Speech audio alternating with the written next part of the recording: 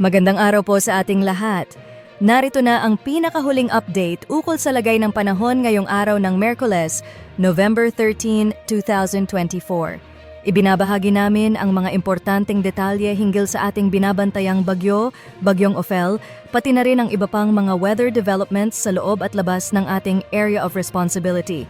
Huwag kalimutang i-like at i-subscribe ang ating channel at pindutin ang bell para sa mga susunod na updates. Sa ngayon, patuloy nating minomonitor si Bagyong Ophel na kasalukuyang matatagpuan sa mahigit 800 km silangan ng Infanta, Quezon. Bagyong Ophel ay nananatiling isang severe tropical storm na may hangin na umaabot sa mahigit 110 km per hour malapit sa gitna. Ang bagyong ito ay inaasahang magpapatuloy sa paglakbay ng west-northwest at posibleng maglandfall sa hilagang bahagi ng mainland Cagayan sa mga susunod na araw. Ayon sa mga forecast, si Bagyong Ophel ay inaasahang tatahakin ang mainland Cagayan pagsapit ng Huwebes, Nobyembre 14, 2024, partikular na sa hapon ng nasabing araw.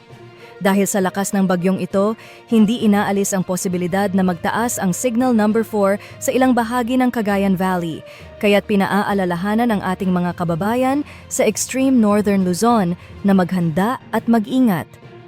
Dahil sa malalakas na pag-ulan, maaring magkaroon ng pagbaha at landslide sa mga kabundukan ng Cagayan, Isabela, Apayao at ilang bahagi ng Kalinga.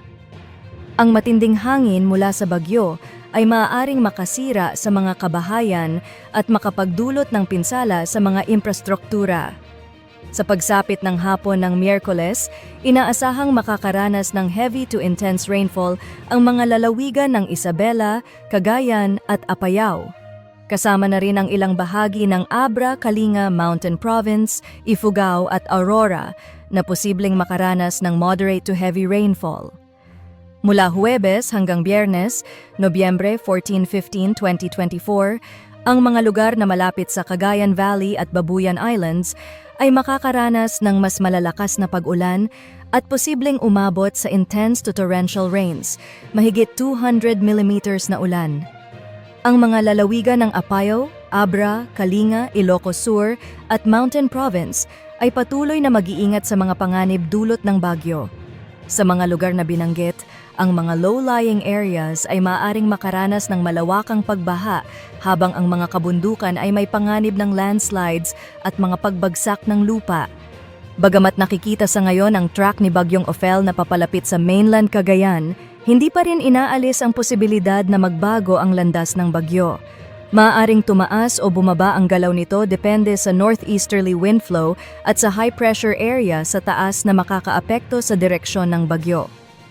Sa makatuwid, maaaring hindi na tumama sa mainland Cagayan ang sentro ng bagyo pero magdudulot pa rin ito ng malakas na pag-ulan sa mga kalapit na lugar. Sa ngayon, may isa pang bagyong patuloy na minomonitor ang pag-asa. Ito ay si Bagyong Pepito, international name Manye. Kasalukuyan itong nasa tropical storm category at patuloy na kumikilos pakanluran. Ang bagyong ito ay posibleng pumasok sa ating area of responsibility at maaaring magtuloy-tuloy na pumasok sa Northern Luzon, ngunit hindi pa tiyak kung saan eksaktong tatahakin nito. Magiging isang mahalagang development ito, kaya't patuloy nating susubaybayan ang mga updates mula sa pag-asa. Sa patuloy na paglapit ni Bagyong Ophel, ang mga residente sa mga nabanggit na lugar ay pinaaalalahanan na maghanda para sa mga posibleng epekto nito tulad ng pagbaha, pagguho ng lupa at malalakas na hangin. Laging makinig sa mga weather updates mula sa mga autoridad at magsagawa ng mga hakbang upang matiyak ang kaligtasan ng pamilya at komunidad. Ito po ang ating pinakahuling update sa lagay ng panahon. Kung nais ninyo pang makakuha ng mga pinakabagong impormasyon at weather updates, mag-subscribe sa ating YouTube channel at pindutin ang bell button para sa mga notification.